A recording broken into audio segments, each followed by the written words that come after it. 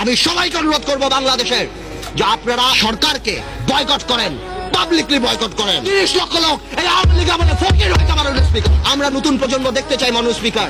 গাধাকে দিয়ে ঘোড়ার রেস দৌড়ানো হচ্ছে। আমি জানি এই গাধা গন্তব্যে কোনোদিন পৌঁছাবে না। 30 থেকে 40 হাজার কোটি টাকা বিদেশে চলে গেছে মাননীয় স্পিকার। প্রথম আলোতে দেখলাম উনি মাশাআল্লাহ 1200 কোটি টাকা কামিয়েছেন। আলহামদুলিল্লাহ। এই টাকা দিয়ে করবে কি? 1200 কোটি টাকা দিয়ে বানিয়েছেন। এই সমন্বয়হীনতার অভাব, বারবার যে কোনো কাজে ডিউ ডিলিজেন্স ছাড়া বিরোধী দলের উপরে আঙ্গুল উঠিয়ে দেওয়া আর শুধুমাত্র বলা এখানে করাপশন, এখানে করাপশন। যে সরকার আমাদের টেলিফোন যদি ট্যাপ করা হয়, আমরা জানতে চাই সেই দরবেশা সেই মুরিদদের টেলিফোন কেন ট্যাপ করা হয় না? যেই দেশের স্বরাষ্ট্র প্রতিমন্ত্রী শাহরুখ খানের কনসার্টে যে মাটিতে বসে, এই দেশে কি হতে পারে? মান ইজ্জত কোথায় যায় আমাদের? নতুন প্রজন্মের রাজনীতিবিদ হিসাবে